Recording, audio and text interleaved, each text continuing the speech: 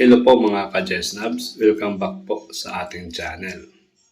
Ano ba ang mga break na meron tayo? No? Yung mga medyo mahabang walang pasok? Well, napakarami po. Una po ay ito nga ngayong October 27 to 30. Ito ay mid-school year wellness break of learners and teachers.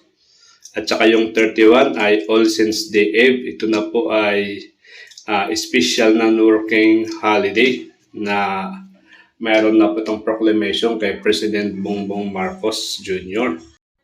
Ito sana ang petsa na magkakaroon tayo ng mga inset, gaya ng dati. Pero nga dahil nalagay dito sa school calendar na ito ay mid-school year wellness break of learners and teachers, kaya hiniling ng mga teachers na ito ay talagang ipatupad, lalong-lalo na sa mga series of earthquakes at saka itong mga trangkaso or influenza-like na kumakalat. At alam niyo po, maliban dyan, yung mga teachers talagang na-stress para sa reclassification ng kanilang position. Kaya dapat lang na isama yung teachers sa mid-school year wellness break na ito. So ito po ay 5 araw, from 27 to 31. Isama na natin yung 1 and 2 pero holiday naman po yun. Alin pang mga break ang meron sa teachers? Tingnan po natin yung iba. Ito pa po, pagdating po ng December, sa December 20 to 31 ay year-end break po yan. Ito po ay yung holiday break, nasisimula po yan sa December 20 at magtatapos ng January 4. Kasi sa January 5 ay may pasok na po, So, December 20 wala nang pasok. So, hanggang January 4. So, medyo mahababa po yan, mga 14 days na holiday or Christmas or year-end break po yan para sa mga teachers. So, napakasaya po ng maging teacher pag ganyan. Pero deserve po yan ng mga teachers. Sobrang hirap pong magturo kung alam nyo lang, sa mga hindi teachers dyan. At ito, itong pinakahintay ng lahat ng taga-DepEd. Pagdating naman po ng March 31, ito na po yung end of school year rights, Diyan po magkakaroon ng graduation. At syempre, pagka April 1, yan na po yung start ng bakasyon, Start na po yan ng long vacation ng mga teachers.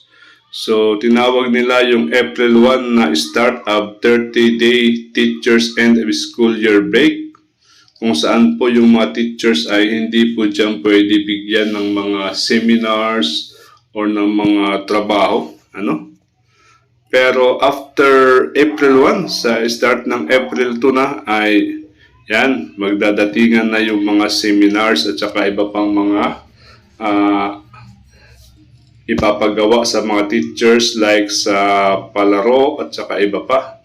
Pero hindi po lahat ng teachers ay pinapatawag diyan. Kasi officially yung bakasyon ng teachers pag summer ay 2 months po yan, Kaya ngayon medyo nasusunod na ito, So April at saka May, ito po ay talagang bakasyon yan ng teachers at saka mga estudyante sa DepEd. Pero sa buwan ng May ay magsisimula na yung mga activities na ibibigay sa mga teachers. Pero hindi po yan lahat ay obligadong pumunta, Lahat po ay voluntary sa mga sa buwan ng May.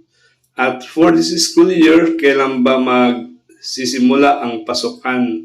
Magsisimula po ang pasukan sa June 8, June 8 po yung start of classes. So yun po yung official na pagpasok ng teacher sa school. So kung meron kung papasok man yung teacher before June 8, yun po ay voluntary. Pero kailangan po nating gampanan yung mga obligasyon ng teachers, ano? Hindi porque voluntary ay kailangan po nating dumalo sa mga activities na ito like Brigada Eskwela o Plan Balik Eskwela. Yung teacher naman pag uma-attend sa mga ganyang activities na voluntary ay meron po naman iyang service credits.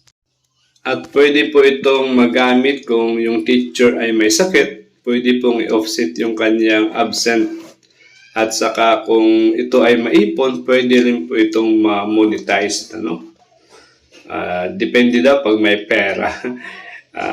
Usually, hindi po yan na-monetize. Ang ginagawa ni teacher ay uma-absent na lang pag may sakit. Ano? At saka yun, ino-offset sa service credit yung kanilang sick leave.